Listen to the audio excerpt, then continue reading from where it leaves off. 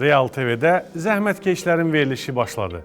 Fermerin real dostuna baxırsınız. Bu layihəmiz Aqrar Kredit və İnkişaf Agentliyinin dəstəyi ilə təqdim olunur. Əsas mövzuya keçməzdən əvvəl aqro xəbərləri izləyək. Bakı Ekspo mərkəzində sayca 18-ci Azərbaycan Beynəlxalq Kənd Təsərrüfatı sərgisi və 30-cu Yubiley Azərbaycan Beynəlxalq Qida Sənayesi sərgisi öz işinə başlayıb. Bakı Ekspo mərkəzinin bütün pavilyonlarını və açıq sahəsini əhatə edən bu ilki Kaspian Agro və Interfood Azərbaycan sərgisində 31 ölkədən 450 şirkət iştirak edir. Sərgilərə Azərbaycanla yanaşı Almaniya, ABŞ, Belarus, Belçika, Birləşmiş Ərəb Əmirlikləri, Çin, Cənubi Koreya, Fələstin, Finlandiya, Gürcüstan, Hindistan, İordaniya, İran, İspaniya, İsrail, İsveç, İtaliya, Kanada, Latviya, Misir, Niderland, Özbəkistan, Qazaxıstan, Rusiya, Serbiya, Şri-Lanka, Türkiyə, Türkmənistan və Yunanistandan şirkətlər qatılıb. Almaniya, Belarus, Cənubi Koreya, Gürcüstan, İtaliya, Niderland, Şri-Lanka, eləcə də ilk dəfə olaraq Misir milli qrupları sərgidə kənd təsərrüfatı və qida sənayesi məhsullarını nümayiş etdirirlər. Bu il ilk dəfə olaraq 4 gün davam edəcək Kaspian Agro sərgisində kənd təsərrüfatında tətbiq olunan müasir innovativ texnologiyalar, texnikalar, müasir suvarma sistemləri nümayiş olunur. İştirakçılar elektron kənd təsərrüfatı, robototexnika, pilotsuz uçuş aparatları, IT xidmətləri, süni intellekt, ağıllı kənd, startaplar, alternativ enerji mənbələri, Green Agro kimi smart bölmələrdə maraqlı məlumatlar əldə edə bilərlər. Bu ilki sərgidə ilk dəfə olaraq balıqçılıq və akvakultura sahəsində təmsil olunur. Kaspian Agro sərgisi balıqçılıq və akvakultura sahəsinin də inkişafına dəstək verəcək innovativ həllərin və qabaqcıl texnologiyaların nümayişi üçün mühüm platformadır. Kənd Təsərrüfatı Nazirliyi 2025-ci il üçün barama istehsalı mövsümünə start verib. Qax, Damazlıq, İpəkçilik stansiyasında aran və dağətəyi zonalarda yerləşən rayonlardan olan kümçülərə tut ipək qurdu toxumu paylanılıb. Tədbirdə Nazir Müavini Sarvan Cəfərov, Nazirliyin müvafiq struktur bölmələrinin rəhbərləri, Qax rayon icra hakimiyyətinin rəhbərliyi, Dövlət Aqrar İnkişaf Mərkəzlərinin direktorları, müxtəlif rayonlardan gəlmiş kümçülər, media təmsilçiləri iştirak ediblər. 2025-ci ildə ipəkçiliyin inkişafına dövlət dəstəyinin gücləndirilməsi, barama istehsalı ilə bağlı əhalinin məşğulluğunun artırılması və sosial rifahının daha da yaxşılaşdırılması məqsədi ilə Kənd Təsərrüfatı Nazirliyi Respublikada cari ildə istehsalı planlaşdırılan yaş barama məhsulunun həcmini nəzərə almaqla Çindən 5000 qutu ipək qurdu sənaye toxumları tədarük edib. Eyni zamanda ölkəmizdə ipəkçiliyin gələcək inkişafının təmin edilməsində barama toxumçuluğunun təşkili üzrə infrastrukturun yaradılmasının xüsusi əhəmiyyətini nəzərə alaraq ipək qurdu cins və hibridlərinin yüksək keyfiyyətli ilkin material hazırlanması, çoxaldılması və kümçülərin barama toxumları ilə təmin edilməsi funksiyalarını həyata keçirən müasir standartlara uyğun şəkildə yenidən qurulmuş Qax Damazlıq İpəkçilik stansiyasında 1000 qutu hibrid ipək qurdu toxumu istehsal olunub. Tədbirdə inkubasiya olunmuş tut ipək qurdu toxumları 40 bölgədən olan kümçülərə paylanıb. Ümumilikdə mayın 5-nə qədər kümçülərə inkubasiyadan sonra 5500 qutu verilib. İpək qurdu toxumlarının kümçülərə paylanması prosesi davam edir. Verilişimiz davam edir. Fermerin real dostuna baxırsınız. Əziz zəhmətkeş fermerlər, hörmətli tamaşaçılar, bugün də hər zaman olduğu kimi həm maraqlı, həm də sizin üçün faydalı bir neçə məsələdən danışacağıq. Yazlıq əkin bəyanları müddəti may ayının 31-də bitir. Çox az vaxt qalıb. Eyni zamanda subsidiyaların ödənişi həyata keçirilir və görək ümumiyyətlə vəziyyət nə yerdədir? Bu və digər sualları elə bu sahənin mütəxəssisinlə müzakirələyəcəyik. Qonağım Kənd Təsərrüfatı Nazirliyi yanında Aqrar Kredit və İnkişaf Agentliyinin Dövlət Dəstəyi Şöbəsinin müdürü Rəşad Fəttahovdur. Rəşad müəllim, mən sizi salamlayıram. Fermerlərin görüşünə xoş gəlmisiniz. Xoş gördük Ruslan bəy. Təkrar dəvətiniz görə minnətdaram. Mən buradan bizi izləyən bütün vətəndaşlarımızı, ələlxüsus fermerlərimizi salamlayıram. Bir daha təşəkkürlər. Çox sağ olun. Rəşad müəllim, payızlıq əkinlərlə bağlı istəyərdim başlayaq. Niyə bundan başlayaq? Çünki ödəmələr prosesi gedir hal-hazırda və bu proses necə gedir? Ödənişlər hansı formada həyata keçirilir? Əminəm ki, fermerləri maraqlandıran ən vacib suallardan biri budur. Buyurun, sizə işləyək. Təşəkkür edirəm suala görə. Bəli, 2024-2025 mövsümü üçün bəyan edilmiş payızlıq və payızda bəyan edilmiş çox illik bitkilərin ödənişləri bildiyimiz kimi fevral ayında start verildi, başlanıldı. Bəli. Və bu bu gün etibarilə baxdığımızda artıq ödənişlərin hardasa 80% qədəri artıq icra olunub. Təbii ki, ödəmələr step by step olaraq həyata keçirilir. Addım-addım, növbə-növbə, bəli. Etaplarla. Buna da səbəb odur ki, çıxarış sənədi olanların ödəmələri daha sürətli həyata keçirilir. Bunun da səbəbini təbii ki, bilirik. Çıxarış sənədlərində olan məlumatların sürətli şəkildə elektron kənd təsərrüfatı informasiyasına inteqrasiya olunması, yoxlanılması daha operativ həyata keçirilir və belə olduğu təqdirdə artıq ödəmələr də dayanmadan, vaxt itirmədən icra olunur.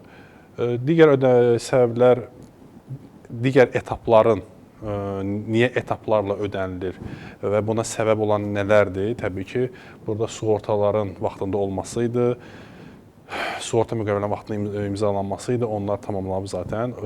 Bir hissəsi həmin ərəfədə imzalandı, ödənildi.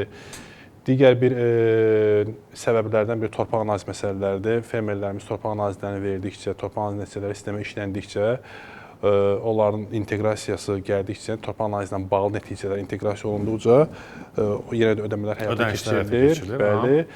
Ən əsas məsələlərdən biri də monitorinq məsələləridir. Monitorinq müfəttişlər tərəfindən həyata keçirilib tamamlandıqdan sonra təbii ki, burada növbəti etapda fermer həmin nəticələri təsdiq etməlidir və yaxud da şikayət etməlidir. Eləyə bilər yəni. Təsdiq etməlidir. Bu 15 gün vaxt verilir.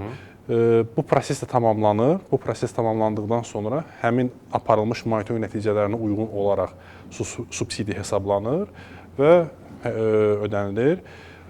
Dediyim kimi 80% civarında artıq tamamlanır. Çox böyük hissəsi ödənilib artıq. Bəli, 80% tamamlanır. Ümumi subsidiya müraciətlərinin hektar bazında baxdığımızda ümumi hektarın müraciət olunmuş subsidiyanın ümumi hektarının 80%-i artıq ödənilib. Geriyə qalan hissəsi dediyim kimi monitorinqlər həyata keçirilir, tamamlanır.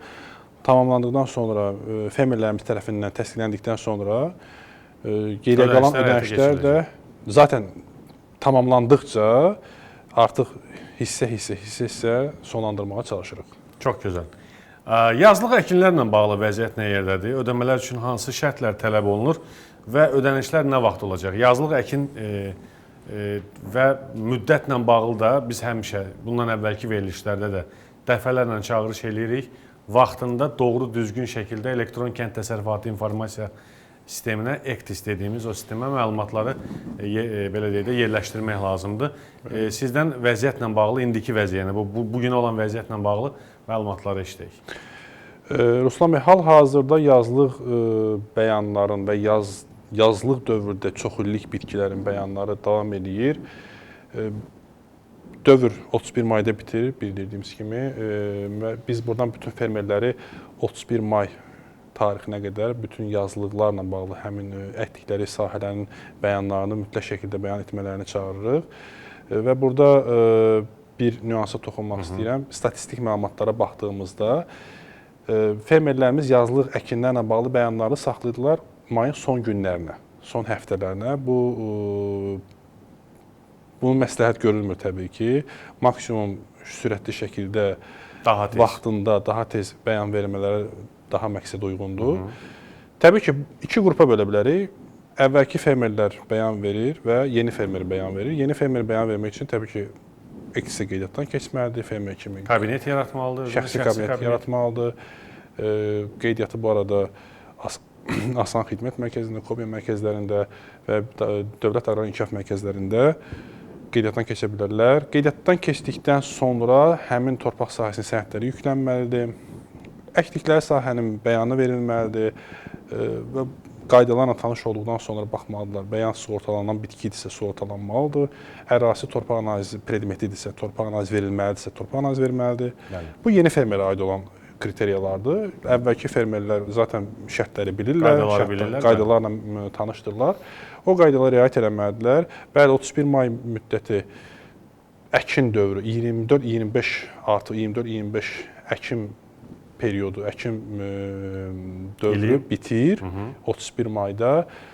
31 may tamamlandıqdan sonra artıq risk meyarları üzrə bu yazlıq dövrdə bəyan olunan yazlıq və çoxillik bitkiləri monitorinqə düşəcək. Monitorinq düşəndə təbii ki, monitorinq prosesi başlayacaq iyunun əvvəllərindən.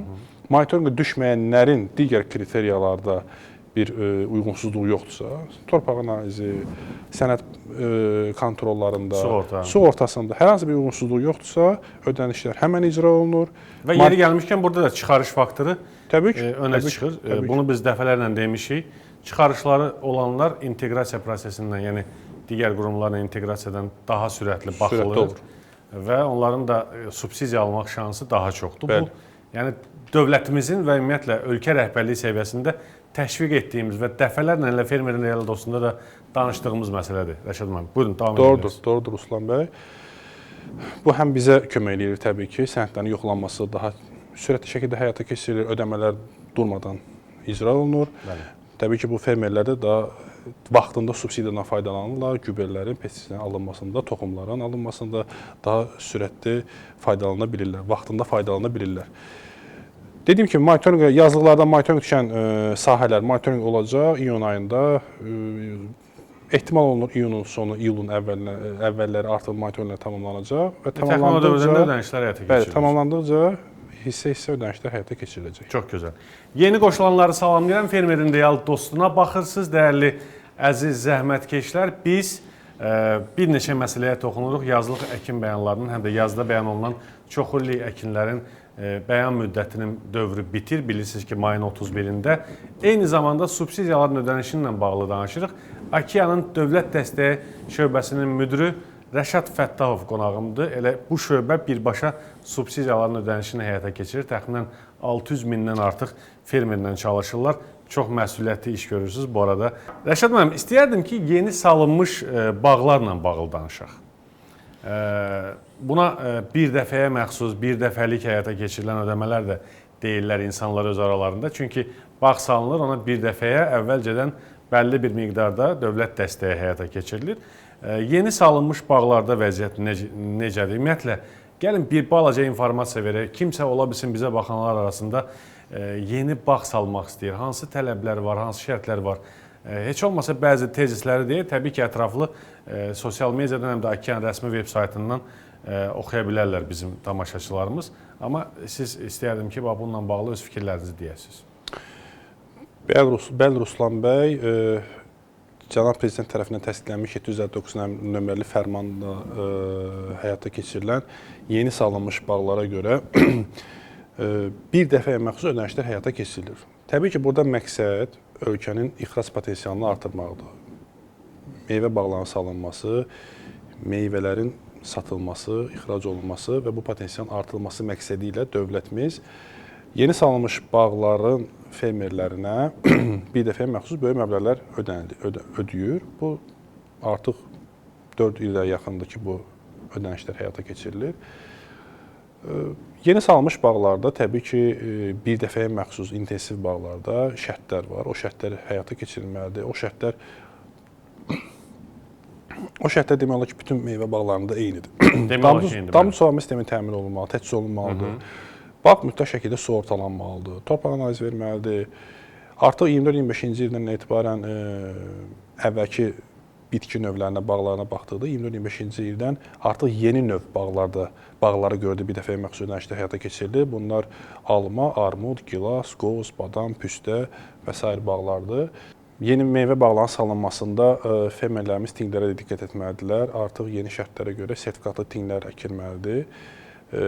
Hündürlük məsələsi də burada böyük rol oynayır. Bəzi bağlarda hündürlüyə görə salınmalıdır və rayonlaşmış bitki də nəzərə alınır. Yəni rayonlaşmış meyvə bağı olmalıdır. Məsəl üçün, ta ki bir sadə bir misalla izah edə bilərəm. Armud bağı. Armud bağını bəlkə də Səryanda da salsa, fermer saatlıda da salsa, məsəl üçün deyirəm, orada da yetişəcək. Amma məhsuldarlıq nöqteyi nəzərdən baxdığımızda, effektiv nöqteyi nəzərdən baxdığımızda bu bağ təbii ki, Aqrar Subsidiya Şurasının qərarında var ki, mütləq şəkildə bu rayonlarda salındıqda daha məhsuldar olur, daha effektiv olur. Yəni fermerə fayda verəcək. Bəli, daha çox fayda verəcək. Və yaxud da olsun üzüm. Yəni biz bilirik ki, üzümün konkret belə deyək də vətənə olan rayonlar var. Təbii ki. Loruldə desək də öz aramızda. Fermer daha çox harda məhsul çox verir belə. Bəli. Yəni məqsədimiz odur ki, bunu bildirməkdə məqsədimiz odur ki, fermer yeni bağ salarkən bu şərtlərlə mütləq şəkildə tanış olmalıdır. Hansı rayona subsidiya verilir? Bu çox önəmlidir də, əmsal məsələsi. Rəşad müəllim, yeri gəlmişkən olur ki, bəzən rayonlara, bölgələrə gedirik, fermer deyir ki, misal üçün Ağdaşda çox gözəl limon yetişdirirəm, amma biz bilirik ki, limon subtropik Masallı, Lənkəran, yəni Astara, Masallı, Lerik, Lənkəran və Astara zonasının, bölgəsinin meyvəsidir və o demək deyil ki, siz Ağdaşda limon əkməməlisiniz. Əkə bilərsiniz, amma buna subsidiya əmsalı 0 belə deyək də göstərir. Fermerlərimiz yeni bağ salarkən dediyim kimi rayonlaşmış məsələsinə baxmalıdırlar. Mütləq şəkildə damcı sulama sistemi təmin olunmalıdır. Sığorta məsələsi mütləq şəkildədir. Hündürlük məsələsi və ən əsas minimal hektar məsələsi.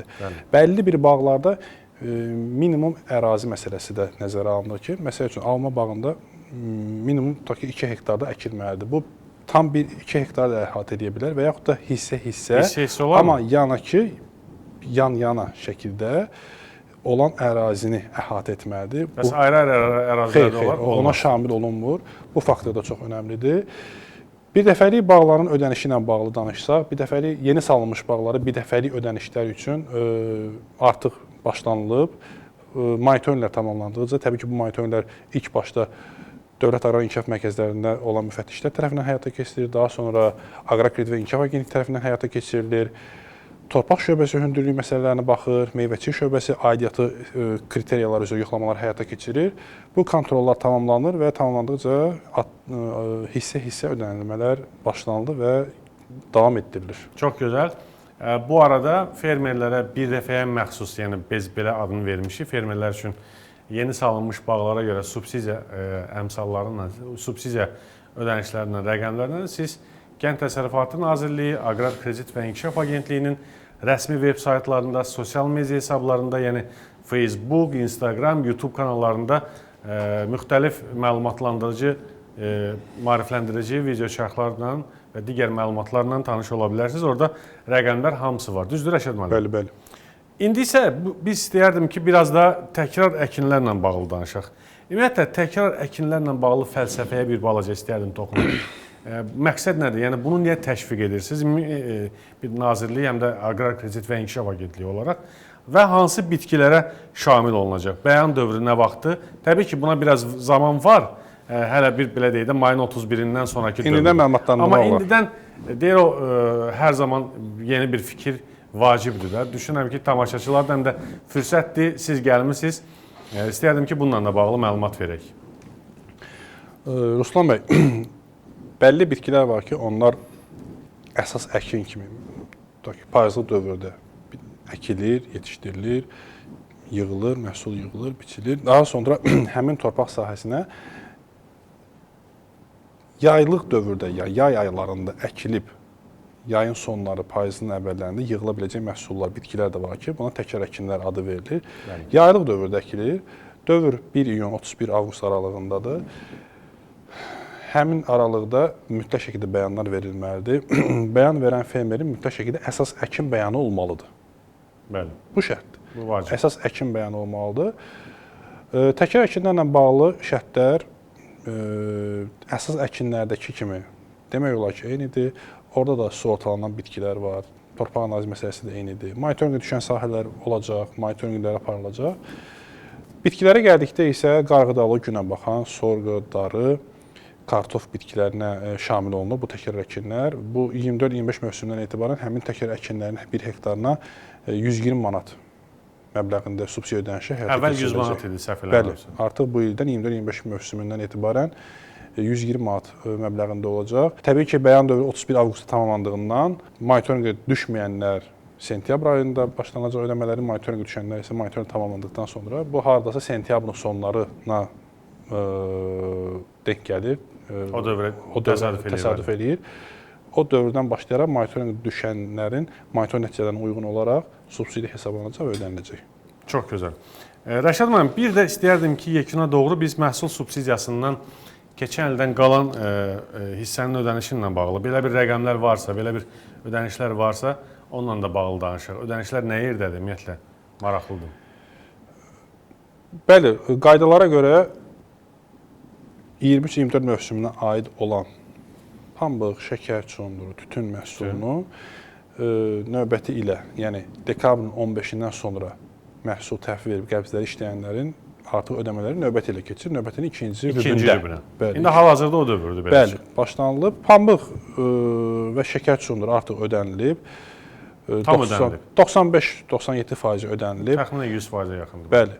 Bizim zaten iyun ayının 30-na kimi vaxtımız var. Bəli. O dövrdə qəbzində xəta olanlar və yaxud da məhsuldarlığında şübhəli olanlar, onlar araşdırmalı olan məsələlər var. Onlar araşdırıldıqca kiçik bir hissəsi 2-3% qalıb, onlar da ödəniləcəkdir. Tütünlə bağlı isə artıq hal-hazırda ödəmələr həyata keçirilir, başlanılıbdır. Demək olar ki, 23-24 mövsümdən qalan məhsulla bağlı bütün ödəmələri biz may ayının sonuna qədər tamamilə yekunlaşdıracağıq. Belə. Çox gözəl. Yekunlaşdırmaq demişkən verilişimiz də yekuna doğru gedir. Rəşad müəllim, mən istərdim ki, fürsətdir, bizim fermerin real dostunu izləyən fermerlər üçün bir mesajınız varsa, bir çağırışınız varsa, nəsə demək istəyirsinizsə onlara, xüsusən də belə deyək də, elektron kənd təsərrüfatı informasiya sistemindən vaxtında doğru düzgün bəyanları daxil eləməklə bağlı əminəm ki, qeydləriniz və ürək sözləriniz ola bilər, sizə işləyək. Çox sağ olun Ruslan bəy. Fermerlərimizə buradan məlumatlandırmaq istərdik ki, ilk başdan monitorinqlərdə iştirak etsinlər. Bu çox önəmlidir. Çünki müfəttişlər monitorinqlər aparılan zaman orada gördükləri vəziyyəti aktlaşdırdığında fermerin orada olmağı çox yaxşıdır. Ola bilər fermer yerində razı olmasın, bu yerindəcə araşdırılsın və akt tərtib edilsin. Bu çox önəmlidir. Bəyanları vaxtında vermək lazımdır. Çox sadə bir nümunə deyə bilərəm. Məhsul subsidiyasında pambıq bəyan verməyən fermer pambıq təhvil veribsə, artıq bu fermerə ödəniş həyata keçirilməyəcək. Bu bir mənalıdır. Bəyanı olmayan fermerə məhsul subsidiyası ödənilmir. Buna diqqət etsinlər fermerlərimiz, bəyanlarını vaxtında versinlər. Bu arada 31 may dövrü zaten məhsul subsidiyasından olan bəyanların da son dövrüdür. Onu da yaxşı qeyd elədiniz, bəli. Bəli, əsas da pambıq. Sığorta məsələlərinə kütləvi informasiya vasitələrindən və yaxud da biz indi sığortadan danışırıq da. Aqrar sığorta fondundan, qaynar xəttindən məlumat almalıdırlar. Sığortanın son dövrü, nə vaxtı, həmin dövrə qədər sığorta müqavilələrini bağlamalıdırlar. Torpaq analizlərini vaxtında verməlidirlər. Sənədləri düzgün şəkildə, vaxtında, EKTİS-ə, elektron kənd təsərrüfatı informasiya sistemi yerləşdirməlidirlər. Bütün bunlar olmalıdır ki, bütün kontrollar bizim tərəfimizdən həyata keçirilsin və bunlar mütləq şəkildə ödəmələrə də təsir edir. Mütləq şəkildə ödəmələr təsir edir. Ödəmələr gecikirsə, illaki bir səbəbi vardır. Yəni, biz bunu fermerlərimizə buradan çatdırırıq ki, bu səbəblər olmasa ödəmələrdə gecikmə mümkün deyil. Hər hansı bir uyğunsuzluq, hər hansı bir gecikmə fermer tərəfindən həyata keçirilib ki, fermer tərəfindən baş verib ki, bu ödəmələrdə gecikmələr olur. Bunlara diqqət etməyi fermerlərimizə nəzərinə çatdırırıq. Rəşad müəllim, mən sizə minnətdaram. Çox sağ olun ki, gəldiniz. İşlərinizdə uğurlar arzulayıram. Təşəkkür edirəm Ruslan bəy. Bir daha dəvətiniz görə minnətdaram. Fermerlərimizə uğurlar arzulayıram. İşlər avanda olsun. Çox sağ olun. Sizin də. Sağ olun. Dəyərli və əziz fermerlər, hörmətli zəhmətkeşlər, bugünlük də verilişimizi yekunlaşdırdıq. Güman edirəm ki, xüsusən də subsidiyalarını nə vaxt alacam suallarınıza cavab tapa bildiniz. Gələn həftə digər suallarınızı və digər maraqlı məqamları cavablandırmaq üçün yenidən fermerin real dostunda burada olacağıq. Hələlik.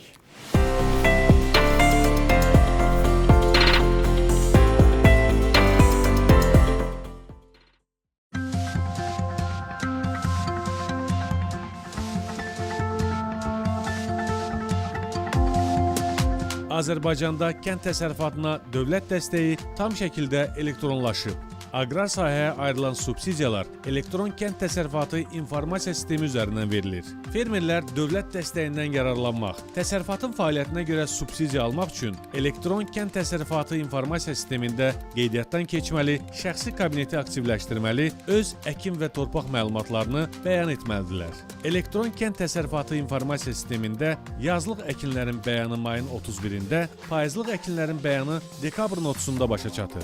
Bu müddət ərzində öz əkinlərini EKTİS-də bəyan etmiş fermerlərə Aqrar Subsidiya Şurasının müəyyən etdiyi əmsallar üzrə əkin, məhsul və toxum subsidiyası ödənilir.